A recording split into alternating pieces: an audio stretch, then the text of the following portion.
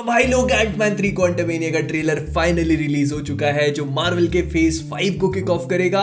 और Wakanda forever को लेकर मन में थोड़ी बहुत हाइप धीरे धीरे बननी स्टार्ट हो रही थी, लेकिन इन लोगों ने दिवाली का गिफ्ट दे दिया भाई। और इसे लेकर जो भी मेरा रिएक्शन था वो मैंने कल रात को अपलोड कर दिया था, तो अगर आप लोगों ने वो चेकआउट नहीं किया तो देख लेना। लेकिन एंटमैन 3 क्वांटमेनिया का ट्रेलर भाई साहब गैंग को रिवील करता है और सच पे ऐसी ऐसी चीजें देखने को मिलती हैं जो मजा ही दिला देगा। तो ठीक है, अभी टाइम वेस्ट नहीं करते, फटाफट ब्रेकडाउन पे मूव ऑन करते हैं। और पहले ही बता रहा हूँ, हो सकता है कि मूवी को लेकर कुछ स्पॉयलर्स मिल जाए, लेकिन क्योंकि मूवी मैंने भी नहीं देखी है तो बता रहा हूँ कि सिर्फ एंड सिर्फ ओनली एंड ओनली केवल एंड केवल बस एंड बस कॉमिक बुक्स के ज्ञान की पेलम पालिंग होगी और कुछ भी नहीं। तो पूरा का पूरा ट्रेलर ओपन अप होता है सैन फ्रांसिस्को के गोल्डन गेट ब्रिज और उसके पूरी जो स्काई लाइन है उसके शॉट के साथ। लेकिन हमको पता है कि पूरी की पूरी पिक्चर सैन फ्रांसिस्को में नहीं बल्कि कहीं और टेक प्लेस करने वाली है। हिंट दे देता हूँ, और इतना ही नहीं, एवेंजर्स एंड गेम के बाद स्कॉट लैंग ने जो पूरे यूनिवर्स को बचाया था तो वो उसके पर्क्स को लूट रहा है। उसने किताब भी लिख ली है और इसी वजह से उसको ह्यूमैनिटेरियन ग्लोबल अवार्ड मिल रहा है। उसके अलावा उसको बास्किन रॉबिन्स, जिन्होंने उसको खुद नौकरी से बाहर निकाल के फेंका था, वही वापस बुला के एम्प्लॉय ऑफ द सेंचुरी का अवार्ड दे रहे हैं। एंटमैन की कॉस्ट्यूम में उसके साथ फोटो खिंचा रहे हैं। और अगर यहाँ पर आप एंटमैन की इस वाली कॉस्ट्यूम को थोड़ा भी ध्यान से देखोगे तो आपको रियलाइज हो जाएगा कि ये उसका एक नया सूट है। जो हमने अभी तक Avengers endgame, Antman the Wasp, Antman 1 में जो सूट देखे थे ये उससे काफी डिफरेंट लग रहा है। शोल्डर्स पे थोड़ी सी पैडिंग है, चेस्ट पर थोड़ा सा डिजाइन को चेंज किया गया है। एंड आई हैव टू से कि मेरे को सूट अच्छा लगा भाई। लेकिन इसके एक सीन को देखकर मुझे अपनी खुद की कहानी याद आ गई। जब वो एक कॉफी शॉप में कॉफी ले जाता तो अंकल उसको बिग फैन बोल के स्पाइडरमैन के नाम से बुला देते हैं। तो दुख दर्द पीड़ा है जीवन में अभी भी। And in case you guys are wondering कि अंकल को स्पाइडरमैन कैसे याद है, तो लोग पीटर पार्कर को भूले, स्पाइडरमैन को नहीं। लेकिन इसके बाद जो सीन होता है वहां से थोड़ा सा मोमेंटम पकड़ना शुरू करती है मूवी, क्योंकि इसकी बेटी कैसी जो है वो थोड़ी सी बड़ी भी हो गई है। तो उसने एक डिवाइस बनाया है जो कि सैटेलाइट की तरह काम करेगा, लेकिन कम्युनिकेट करने के लिए क्वांटम रेल्म से। और ये सुनते ही जैरेड उससे कहती है कि बंद कर, लेकिन तब तक बहुत देर हो जाती है क्योंकि डिवाइस फटता है, इन सबको लेकर के क्वांटम रेल्म में भेज देता है। एंड आई हैव टू से कि इसके बाद जितना भी ट्रेलर है वो बहुत ज्यादा ब्यूटीफुल है। अब समझ में आया कि मार्वल वालों ने शी हल्क पे वीएफएक्स के पैसे बचा के कहां लगाए। नहीं, लेकिन मजाक से हटके जो पूरी की पूरी सीक्वेंस इन लोगों ने क्राफ्ट की है बहुत ही ज्यादा गॉर्जियस है। और अगर आप इस वाले शॉट को थोड़ा भी ध्यान से देखोगे तो यहाँ पे आपको 2 बड़े बड़े वर्म होल्स या पोर्टल्स नजर आ रहे हैं। तो हो सकता है कि एवेंजर्स एंड गेम में जिनका इस्तेमाल करके हमारे एवेंजर्स ने टाइम ट्रैवल किया था ये भी कुछ वैसे ही हो। और उसके बाद जैनेट इस बात को रिवील करती है कि जिस जगह पर वो है वो बेसिकली एक और सीक्रेट यूनिवर्स है, उनके खुद के यूनिवर्स के ठीक नीचे। और देखो, वैसे तो क्वांटम रेल्म को हम लोग एंटमैन 1 से देखते आ रहे हैं, लेकिन एक्चुअली में इसको धीरे धीरे करके इन लोगों ने अब जाकर एक्सप्लोर करना शुरू किया है। तो अगर आप लोग एंटमैन एंड द वास्प का एक छोटा सा सीन देखोगे, मतलब एकदम से पलक झपकते तो मिस कर जाते, तो वहां पर क्वांटम रेल्म में हमें एक पूरी की पूरी सिटी नजर आती है। तो मे भी ऐसा हो सकता है कि ये वही की वही सिटी हो जो हमने उस मूवी में देखी थी। लेकिन जैसा भी है, जो कुछ भी है, जैनेट इसमें पहले भी आ चुकी है और यहां से वो छुपती छुपाती फिर रही है, क्योंकि हम उसको देख सकते हैं कि वैसे हुड लगा लेती है और वो कुछ चीजें हैं जो इन लोगों को नहीं बताई थी और अब फाइनली उसे उन चीजों को कन्फ्रंट करना पड़ रहा है। फिर इसके बाद यहाँ पर जितने भी लोग हैं इन लोगों ने यहाँ पे सरवाइव करना सीख लिया है, क्योंकि एक बड़ा सा बर्ड है जिसके ऊपर जैनेट, हैंक और एक मिस्टीरियस सी लड़की राइड कर रहे होते हैं और उस बर्ड को इन लोगों ने टेक ओवर किया हुआ है एक प्लेटफॉर्म की मदद से। लेकिन इसके बाद से इस ट्रेलर का और भी इंटरेस्टिंग पार्ट स्टार्ट होता है, क्योंकि हम लोग एक बंदे को कुछ ऐसे गोले जैसी चीज उठा करके एक मशीन में फिट करता हुआ देख सकते हैं। अब देखो, अगर आप लोग किसी गुफा के अंदर और एक पत्थर के नीचे रह रहे होगे तो आपको नहीं पता होगा कि ये पर्पल और हरी कॉस्ट्यूम में कौन सा बंदा है।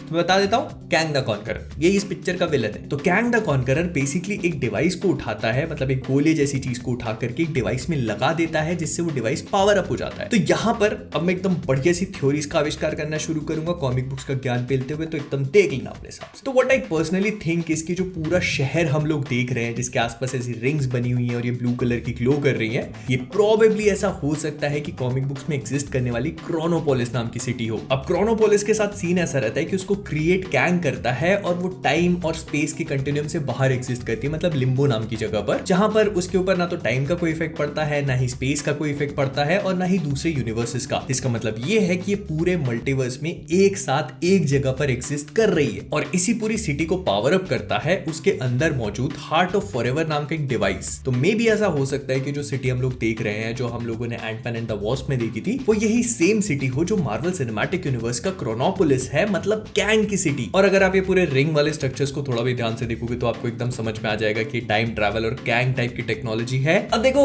हो सकता है कि ये बात सुन के आपको ऐसा लगे कि मैं कुछ ज्यादा ही सोच रहा हूं, लेकिन ज्यादा सोचना अपना काम। तो इस पूरे रिंग्स के ऊपर जो ब्लू कलर से राइटिंग लिखी हुई है, मुझे ऐसा लग रहा है कि वो हो सकता है कि शैंग-ची की जो रिंग्स है उनसे थोड़ी बहुत रिजेंबल कर रही हो। इनफैक्ट जो कमाला का बैंगल है उसके ऊपर लिखी हुई राइटिंग से भी ये थोड़ी बहुत रिजेंबल कर सकती है। मतलब मुझे पर्सनली ऐसा लगता है। आपको क्या लगता है कमेंट्स में बता देना। तो अगर ऐसा सच में है तो एकदम पूरा रिंग से भी, क्रोनोपोलिस से भी, कमाला की चूड़ी से भी सब आपस में कनेक्ट हो जाएंगे। तो मेरा कहने का पॉइंट ये है कि जो पूरी सिटी हम लोग देख रहे हैं ये क्रोनोपोलिस हो सकती है। क्रोनोपोलिस हो या ना हो, ये कैंग का शहर तो है, ये बात तो कंफर्म हो जाती है, क्योंकि जो पूरी की पूरी आर्मीज, अगर आप इनको थोड़ा भी ध्यान से देखोगे तो इन्होंने ब्लू कलर के हेलमेट्स लगा रखे हैं, बहुत छोटू छोटू से दिखते हैं। और हम कैंग को इसी ट्रेलर में इसी तरह के ब्लू हेलमेट्स का यूज करते हुए देखते हैं, जो उसे एकदम कॉमिक बुक एक्यूरेट लुक दे देता है, क्योंकि कॉमिक बुक्स में भी उसकी शक्ल नीले रंग की दिखती है। और इसी ट्रेलर में आगे हम इसी लोकेशन पे स्कॉट को खड़ा हुआ देखते हैं, जो पूरी तरह से बड़ा हो चुका है और इसकी आर्मी को डिस्ट्रॉय करने की कोशिश कर रहा है। और अगर आप साइड में देखोगे तो आपको छोटा सा येलो कलर का स्ट्रक्चर भी फ्लटर करता हुआ नजर आ रहा है, तो ये प्रोबेबली वॉस्प होगी। मतलब इस पूरी सीक्वेंस में एंटमैन यहाँ पे आएगा, बड़ा होगा, कैंग की आर्मी का सामना करने की कोशिश करेगा, लेकिन फिर भी वो उसको आउटनंबर और ओवर पावर कर लेंगी। लेकिन कैंग का मकसद कुछ और है, वो एंटमैन की मदद चाह रहा है,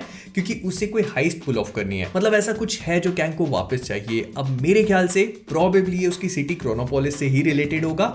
और जो डिवाइस हमने देखा था ना, ये हार्ट ऑफ फॉरएवर और ये जो भी मतलब मैं ऐसे बता रहा हूँ, हो सकता है कि ना हो, तो जो डिवाइस हमने देखा था ये प्रोबेबली उसी चीज से कनेक्टेड हो। फिर इसके बाद ट्रेलर की जो सीक्वेंस आती है उसमें हमारे एंटमैन की हालत इतनी अच्छी लग भी नहीं रही, क्योंकि उसकी नाक वाक से थोड़ा खून वून बह रहा है। लेकिन अगर इस सीन को ध्यान से देखोगे तो इनके आसपास ऐसे रेड कलर की स्ट्रीक्स हैं और ऐसा लग रहा है कि पूरा सीन टूट रहा है आपस में। तो यहाँ पे जो कुछ भी होगा भाई, स्कॉट के लिए चीजें अच्छी नहीं लग रही है, मेरे को तो नहीं लग रही। और स्कॉट के लिए चीजें आगे और भी खराब हो जाती है, क्योंकि हम एक डॉक्टर स्ट्रेंज टाइप की सीक्वेंस देखते हैं, जहां पर एक ही जगह पर कई सारे स्कॉट लैंग दौड़ रहे हैं, उसमें से एक बड़ा होता है और उसकी मिस्टर फैंटास्टिक जैसी स्पेगेटी बन जाती है। तो आई थिंक ये डॉक्टर स्ट्रेंज की तरह इल्यूजन ना होकर कैंग का किया हुआ कांड है, क्योंकि ऐसा हो सकता है कि वो अपनी पावर्स का इस्तेमाल करके स्कॉट को ही उसके दूसरे वेरिएंट्स दिखा रहा है और वो उनको कितनी आसानी से मार सकता है ये बता रहा है। आई मीन कैंग के पास टाइम ट्रैवल की पावर्स हैं, तो उसके लिए बहुत आसान है काम करना। और अगर आप लोग को नहीं पता तो जो D23 में ट्रेलर दिखाया गया था उसमें वो एंटमैन से पूछता भी है कि क्या मैं तुम्हें पहले मार चुका हूं। तो इसका मतलब ये है कि वो ऑलरेडी कई सारे स्कॉटलैंड्स को मार चुका है।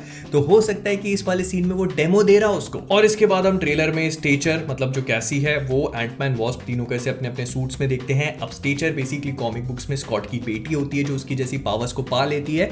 उसका सूट पर्पल और ब्लैक कलर का होता है, जैसे हम लोग इस मूवी में देख रहे हैं। तो ऐसा कुछ ऐसे खास है नहीं, लेकिन इसके बाद जो ट्रेलर का आखिरी शॉट है वो बहुत धांसू है, क्योंकि हम कैंग को बिना मास्क के देखते हैं। अब देखो, मैं इस पूरे ट्रेलर में इस बंदे को बार बार कैंग कह के बुला रहा हूं, क्योंकि कैंग द कॉन्करर है।